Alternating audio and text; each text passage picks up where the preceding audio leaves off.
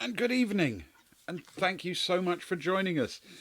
We are the boys from the Baltic Star, and we play narrative type games and things of that nature. And tonight we are taking that to its sort of literal conclusion and playing a book. This is a Trial of Champions, so hope that'll be fun. I'm joined tonight by the wonderful Ewan. Good evening, Ewan. How are you? Hello, Ben. I'm very well, thank you. I'm very well. That's excellent. Now we're playing this because it's set in the same place as the one we did last time, which was Death Trap Dungeon. I say it's set in the same place. It's set in the same place if you get far enough through the book, because there's a sort of pre-bit you have to get through. Yeah. And as we know, last time we tried this one, we didn't get very far, did we? No. I think that's possibly being very generous of you, Ben, which I do appreciate. There was an incident which may have stuck in our minds and the minds of some of the people in chat as well. To be fair, that maybe you should explain. Well, I don't feel comfortable saying it. I'm going to be honest. There is a moment which I think you have to do a pre-Trial of Champions in order to get onto the actual Trial of Champions. And there was a moment in which we died of cowardice. We were shot full of arrows because we tried to be clever, and apparently that was considered cheating. So though we have played this before, I think it's fair to say we've only really played the prologue, not all of that. It was not our finest hour. I think next time we're going to have to play the one in which we died of volcano, because we were really dumb looking into live volcano. But yeah, but this one was a close run thing. Yeah, I mean, I think it was a very good tactical choice. If it had been explained to us in the rules of the trial that was not an option, or that we would be shot, then we wouldn't have done it. I think that would have definitely affected our decision making if people had said, "Stay on your feet, or we'll shoot you." Yeah. Yeah. I mean, I don't know that we'd have believed them, but probably. Yes. We certainly would have thought twice about it. The discussion would have gone differently. Yes. And definitely, perhaps last time, messing with the iGems was a bad idea. And because this, if we get far enough into it, this apparently takes us back into Death Trap Dungeon. We may get a second go at deciding what to do with the iGems. Yeah. And if we do, I'm thinking leave well alone. I'm thinking that, but things could have changed. There's been a lot of time that has passed in Death Trap Dungeon. A lot of they time. might now be really, really good for us. Possibly. And how are we going to know unless we push that button? Well, to be fair, we'll cross that bridge when we come to it. We don't even know that we'll actually be able to get as far as the iGems, or even if the iGems are there, because we have so far not covered ourselves in glory. We've covered ourselves in arrows, venom, volcanic lava, all sorts of things as we've played through these books, but glory, not so much. Though we did, in fact, on a very first try through, beat one of the not actual Fighting Fantasy but Cretan Chronicles ones, which was a heroic moment. And on a second playthrough, we defeated Scorpion Swamp, which I feel was just rewards for the fact that we so very nearly did it the first time. Yeah, and to be fair, the first time was a one decision, and that was it. It was all over. Yeah, we didn't have a second chance, did we? So it felt harsh, and knowing that, we went back in and came out victorious, which I'm very happy about. Yeah. It does mean that we are due a spectacular defeat, though, I feel. To be honest, wasn't last time a spectacular defeat? I mean, I grant you we did die of stupid, but Yeah. still. Yes, yeah, that is very true. Okay, so I'm afraid here comes the bad bit. I've grabbed my duck dice, and we are ready to go. So we have to find out just how, exactly how tough this challenge is going to be by finding out what our stats will be. Oh no. So, Okay. skill 1d6 plus 6. Well, that's a grand start. I have a skill of 7. Oh no, sorry Ben. I rolled a 5, so that is an 11, which is much better than last time because I think I rolled the 1 last time. Quite possibly. And then stamina is 2d6 plus 12. I really need this to be okay. Okay, that's a 9. So a total of 21. That's not too bad. Mine is a 7 for a 19. Excellent. And luck, back to 1d6 plus 6. And there's the 7. And I've got a mighty 8. So, Ah. well, at least it's going to make the next part of the conversation easy for me. Which is, we now have to strip 4 points each from our stats because we're playing as a duo. Yeah. I am not going to reduce my skill from 7. And I'm not going to reduce my luck from 8. Which means it all has to come from my stamina, which drops to 17. Wow. I think I'm going to take 1 off my skill, make it a 10. I don't really want to take any of my luck. Maybe I just do and hope that I don't have to test it very often. Yeah, let's take 1 off my luck and make it 6. And then I'll take 2 off of my stamina and go to 17. Okay, so we're matched on stamina, is that right? 17 stamina. Mm-hmm. I've got 6 luck and I've got 10 skill. Okay, so I'm marginally luckier than you, but nowhere near as skillful. In the game, Ben. In the game. In the game. So, here we go with the background story. It is another fiercely hot day, and the temperature in the sticky gloom below decks is unbearable. The air is thick with the acrid smell of sweating bodies.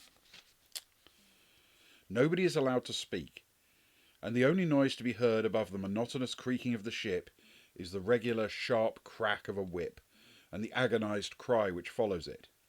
"Row harder, you dogs!" shouts the one-eyed overseer as he cracks the whip once again. "Enjoy this pleasant voyage while you can, because you'll wish you were back on board after a day or two where you're going." Chained to a bench and straining hard at the long oar which you pull with 2 other galley slaves, your mind drifts back to that uncomfortable day 1 week ago when you were captured. You'd left Port Blacksand on a small boat to sail south down the coast to Oyster Bay. As ill luck would have it, a galley appeared on the horizon, heading in your direction. It drew steadily closer, and it was not long before your boat was crushed under its bows and you were forced to dive into the sea. There was nothing you could do except climb up a rope that was thrown down to you, as your boat had become no more than a few pieces of broken wood floating aimlessly on the sea. It was useless to struggle, as a crew of 20 hardened cutthroats surrounded you. A gruff voice from behind them ordered them to part, and an ugly, scarred man appeared, grinning and spitting juice from chewing tobacco onto the deck. His teeth were chipped and blackened, and a foul stench wafted in the breeze from his unwashed clothes. "Captain Bartella always delivers the goods. You'll make up for the one who died from the flogging yesterday. Saves me having to kidnap a landlubber. Must be my lucky day, but I wouldn't say it was yours." The captain let out a laugh which was like a long wheezing exhalation, and then barked out an order to his mate. "Take the rat below to meet the rest of the vermin." Since that cursed day you've been chained to your oar, rowing to the point of collapse towards an unknown destination. Suddenly you hear a shout of "Land ahoy!" and begin to wonder what evil awaits you.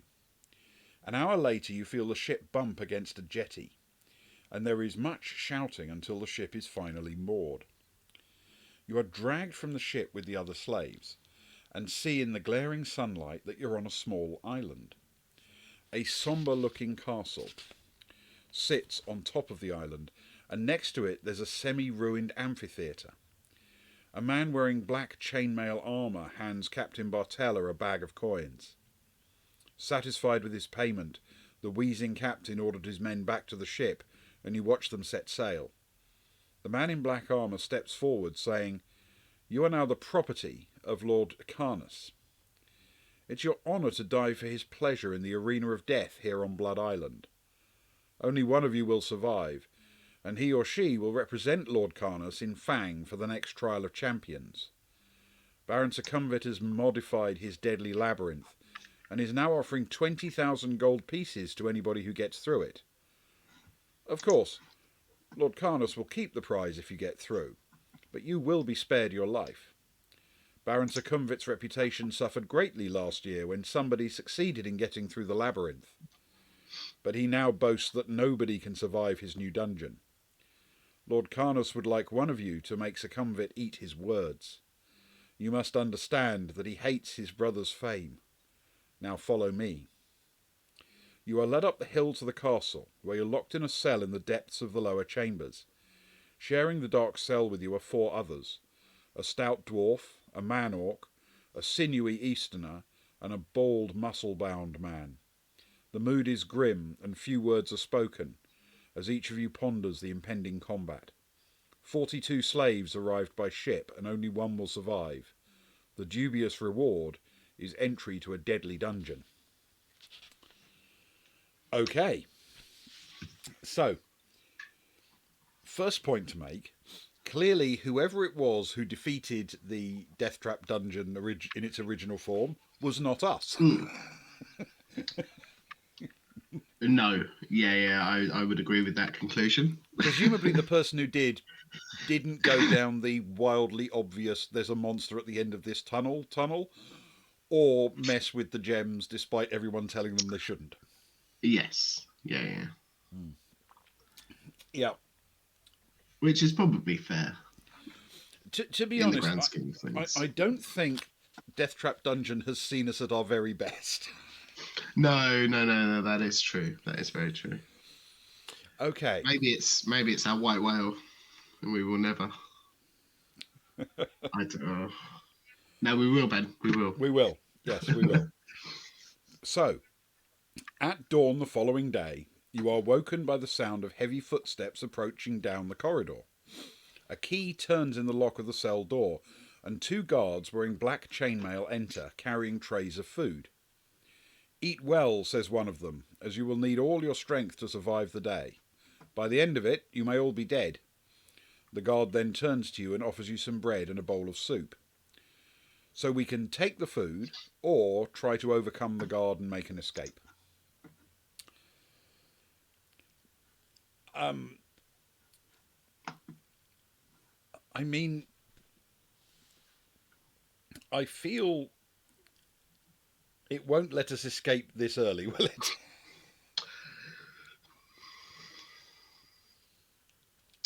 No, I mean, maybe not. Part of me is thinking, well, maybe by this point they'd tie something in where you could just do that and you'd win. But given the nature of the replayability of them, or the intended replayability of them, I think they might have had some upset people who purchased the book and then realised they only had to read that and whatever number it is at the end of the try to escape paragraph, and that was it. Yeah. Yes. Um, so I'm leaning towards taking the food, which is also what Ed in chat feels confident about. Yeah, yeah. I agree. Okay, then we will take the food and turn to 49.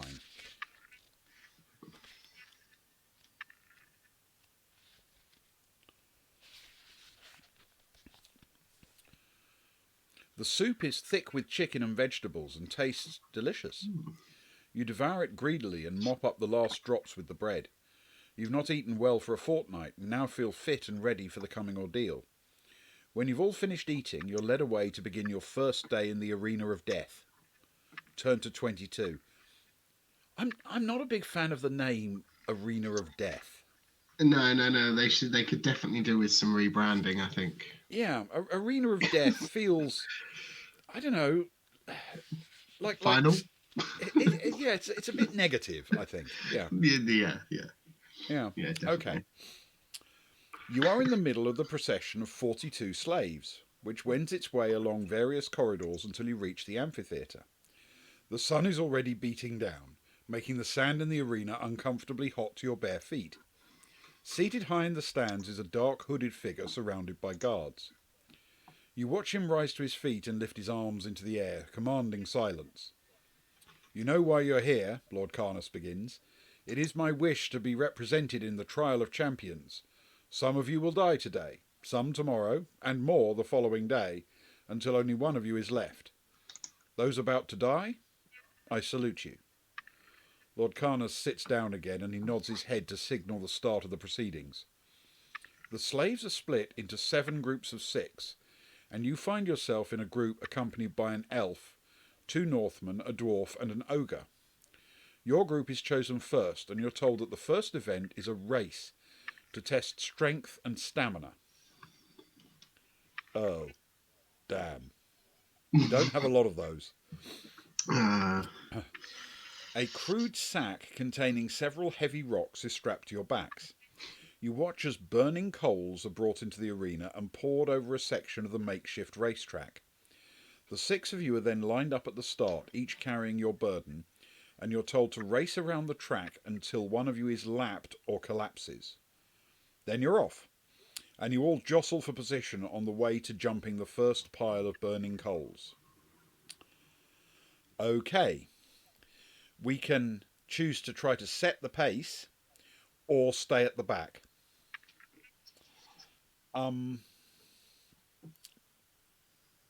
I'm thinking staying at the back might not be wise, under the mm, circumstances. yeah, yeah, yeah. I would agree. Um, because if something goes wrong, it goes badly wrong potentially.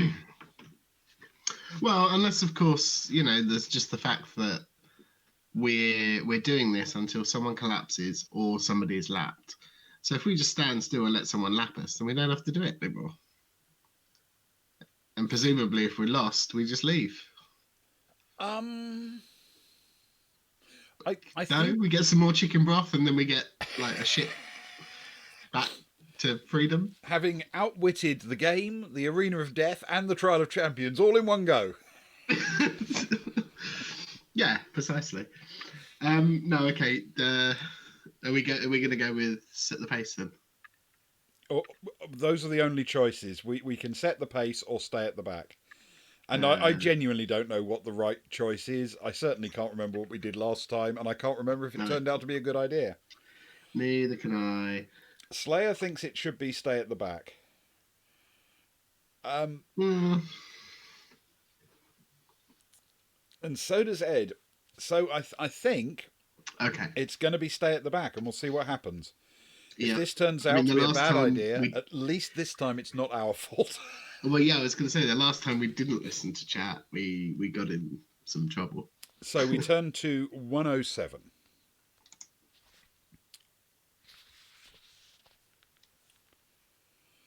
One of the Northmen takes the lead, setting a fast pace. Round and round the arena you run, gritting your teeth harder each time you jump over the burning coals.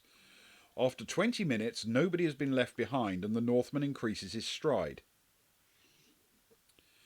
Okay, You throw 2 dice, adding 3 to the total if you were flogged by the guards, which we weren't. So 2 dice, Yeah. and then it's the total is the same or less than your skill score, turn to 360, and if it's higher than your skill score, turn to 250. So we need to work out which of us is going to have the skill score tested. You normally go Yeah. with odd. Are you happy with that? I am indeed. Yes. Thank you, Ben. Okie dokie. That is a 1. So it is your skill score. So please roll 2d6 and find out if it is lower than or equal to your skill score. It's not as close as it should have been. That's a 9 on the dice. My skill is 10. Okay. So we got there. We got there. Yeah. So hopefully we turn. It is the same or less. So we turn to 360. That could be worse. I already think we've got this book beaten. To be honest, I think this was the critical role. Yeah, I mean we haven't been flogged by the guards, and this is probably going to turn out well. Hopefully. Yeah. The Northman increases his lead over the rest of you, but you feel you still have a lot left in reserve, should he come close to lapping the pack. When he gets within 10 metres of catching up, everybody decides to sprint. There are only 2 runners ahead of you, but you do not look back. Suddenly there's an agonised cry, followed by a shout which calls an end to the race. The dwarf lies prostrate in the sand, having collapsed just as the Northman caught up with him. While you're led back to your cells, the dwarf is quickly put to death before the start of the next race. Okay. Okay, so it wasn't so much soup then. No. Not a last meal and a fond farewell. Okay. But we know that now. We know that now. Yes. Lessons have been learnt. We turn to 136. Okay. 1 dwarf down indeed. Yes. 1 dwarf down, many to go. When all the races are finished and the survivors are back in their cells, you discover that the bald man does not return. Now there are only 3 others left in your cell. Although exhausted, you find it difficult to sleep. Your mind is occupied with what challenge the next day will bring. In the morning you are fed, and then one by one the slaves are led away to the arena. Eventually your turn comes, and when you reach the door to the arena, you're told to choose weapons. Broadsword and shield, or trident and net.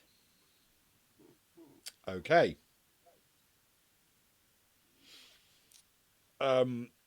We have a choice. We can have a broadsword and a shield, or a trident and a net. I have a horrible feeling we are getting perilously close to the point where we died. Yes, indeed. And I can't remember what we went for last time, and I can't remember if there was a better tactic. But if this is the fight, this is the one we're going to fight blindfolded.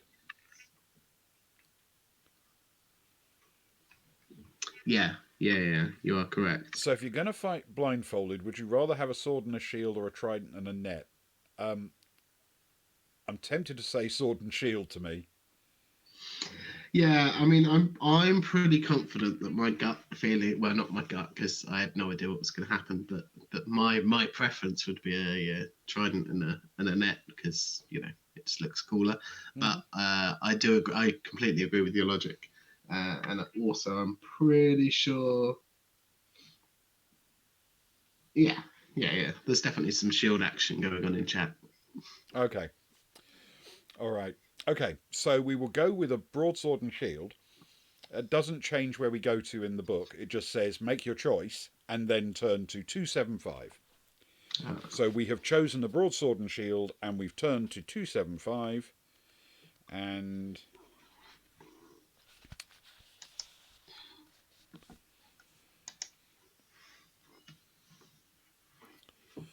okay. This is not what I was expecting. Fair enough. A guard opens the door to the arena and you step out onto the hot sand, which is now stained red with the blood of fallen combatants. Suddenly another door in the arena wall opens, and out steps the dreaded Bone Crusher beast, its tough leathery skin glistening in the sun. Its ugly head is small and houses two narrow, near-blind eyes, a flat nose and tendrils hanging over its taut mouth. Its torso, however, is massive, and its long arms are dauntingly powerful. Oh, now we get the division. If we're going to fight it with a broadsword and shield, which we are, we turn to 56.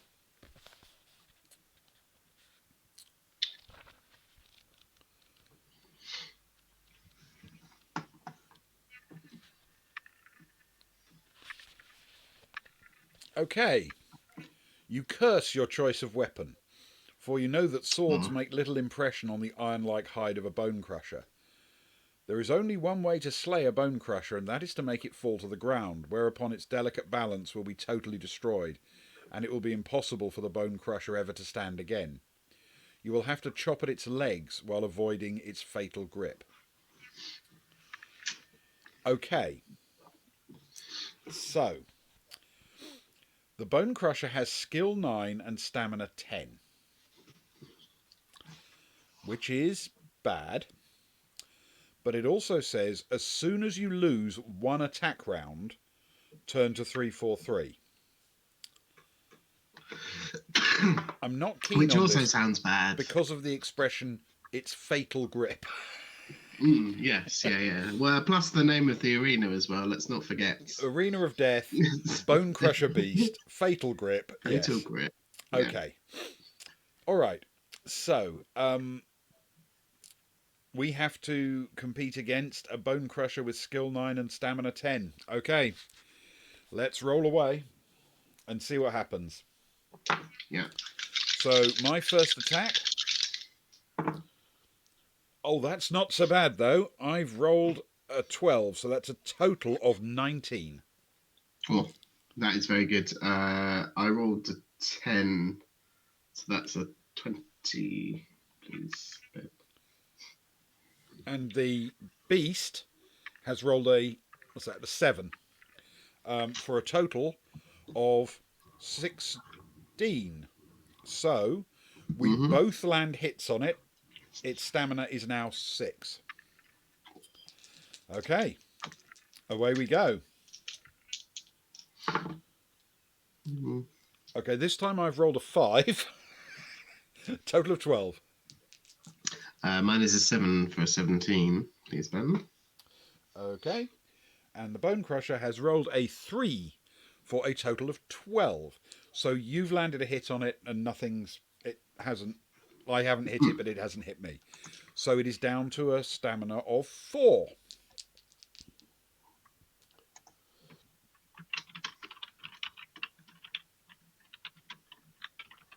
Okay, where is it? So I have rolled a 9 for my attack for a total of 16. Mine is an 8 for an 18, please. And it has rolled an 8 for a 17. So it matters which of us it went for. Because you've landed a hit on it, it's down to stamina 2. However, that may not be relevant. Nope, it rolled a 5, so it went for you. So its stamina is down to 2, and we haven't lost a combat round yet. No. I've rolled an 8 for a total of 15. Mine is a 6 for a total of 16. And the beast has rolled an 8 for a total of 17. Uh-oh. Which is a problem. Yes, indeed. Yes, indeed, Ben. Okay, it's rolled a 6, so it's gone for me. So the first thing to do is to knock off 2 from my stamina, obviously. And then, unfortunately, though it is very close to death, we have to turn to 343.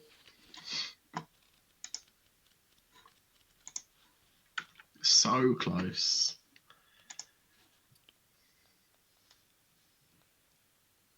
The Bone Crusher manages to grab your sword arm and break it as though it were a twig. Without releasing your arm, it grabs your neck with its other arm. It snaps your neck with similar ease.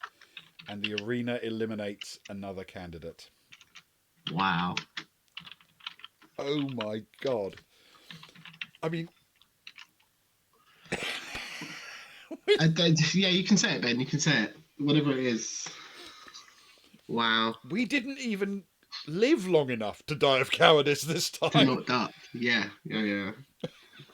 And this is just the This is the who's going to prologue. go into. Yeah. This is the getting chosen to go into the said death trap dungeon. Oh my god, F's in chat. That is awful. Awful. Yeah. Okay. Yeah, we actually managed to die before we made it to the point where we could throw our lives away pointlessly in cowardice. Yeah. No statue with gemstones for eyes. Nope, nothing like that. That's for Didn't sure. get anywhere near the actual trial, which is astonishing when you think about it. Well, given our track record.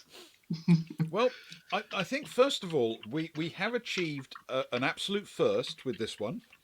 We actually did less well on the second go through than we did on the first, which is remarkable given how incredibly poorly we did on the first one. Yes, and I think that's yet to happen in any of our replays. Yeah, when we've done a replay, we've always done at least as well as we did the previous time. Yeah. Wow. That was Do you know what the worst thing is? Brutal one. I didn't even lose any stamina apart from, the bone crushing 17 all in one go. Apart from all of the stamina. All of my stats are still the same as when we started. Let's put it that way. Oh my god. That is amazing. So the first time through we died on day 3, it must have been, of the arena. Yeah. This time we managed to die on day 2. Do you know what? I don't think I've ever actually got around to mapping anything out in this, because this feels like the kind of thing that I wouldn't, because we're just being taken from a cell to an arena. We've never managed to make any part of a map or any part of a plan or have any kind of coherent thing. And can I just say, this is an Ian Livingstone one. And on average, those tend to be a bit more narrative and a bit less brutal. Yeah, a bit more forgiving. Yeah. Generally speaking. But apparently not Trial of Champions. No, we have found the exception to the rule. This is astonishingly tough. Okay. Yeah, it has some proper dead ends in it, doesn't it? I mean, a fight where if you pick the wrong thing, you really are up against it, and it's insta-death if you take any hits. And the preceding one, if you duck or whatever, you die. It's very unforgiving, this. It doesn't give you much room for error, does it? No, well, not at all. Not at all. Well, for those who were worried that we were getting a little full of ourselves, having actually achieved one of these books as a victory, I think our dying of stupid last time, and frankly, I think we were unlucky this time rather than foolish. Yeah, I mean, there's not a lot we could have chosen or based our choice off of to have changed what we chose. Yeah, I mean, if we picked the net and the trident, presumably that would have been a much better choice. Yeah. But we didn't know that. We had no clue. So, yeah. Oh boy, exactly. That was yes. Next time, trident. So, yeah, trident, no ducking. Yeah. So what we do is soup, back of field. That worked. Yeah. Trident, and then don't duck. Oh, did we, Ed? I couldn't remember. Yeah. That may be why I don't think we remembered that beast as being such a terrifying obstacle from last time. But now we know. Now we know. Soup, save stamina, trident. Yeah, don't duck. Clearly the way to go. Yes. Definitely and obviously, yes. Um, okay. Well, as you know, we we find ourselves on a relatively short evening. It turns out. So we are planning for those who are around tomorrow. I think the plan is to play some Traveller tomorrow evening because we should have a Luke with us then, and we haven't Yeah. played Traveller for a while. And where we last left it off, the uh, we were waiting for an EMP device to go off. Mm, In yes, the indeed. the seconds were counting down before an EMP goes off to see what that will do in the battle cruiser Kelleran, which is a sort of weird and twisted place in more ways than one that the heroes are exploring. Hmm. Yeah, very exciting point to leave it, as always. A very good cliffhanger from Ben.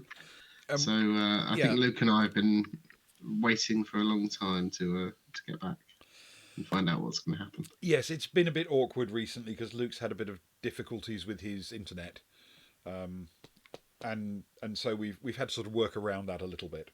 So tomorrow we will be aiming at a little bit of Traveller, um, and I think that's all we know for the moment, don't we? We're planning to do some Darkness next weekend, all being well.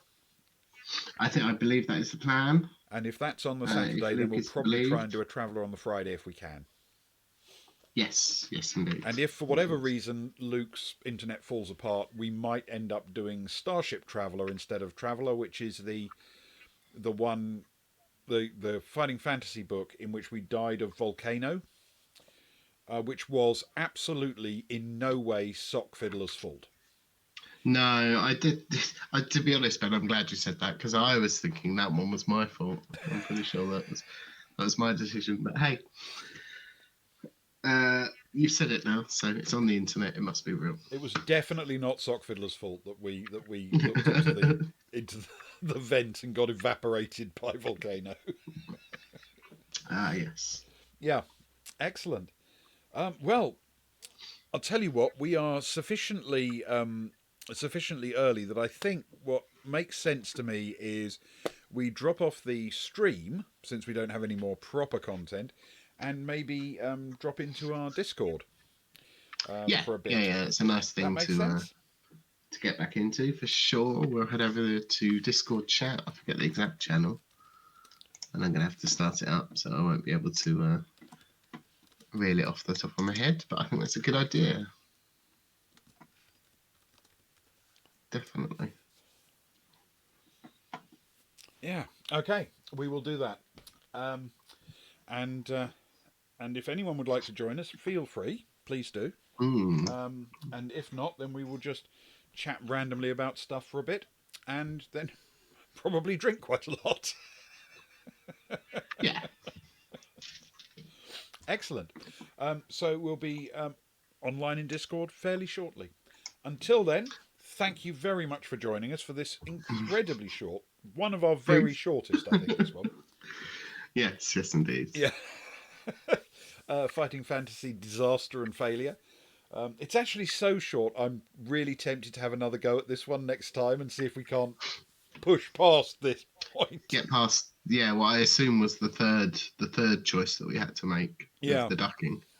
It Yeah. might have been more, but But yes, it feels until like a next good idea. time, thank you so much, everybody, for joining us. Mm. And apologies it was such a short one. And we will see you next time. Until then, good night. Good night.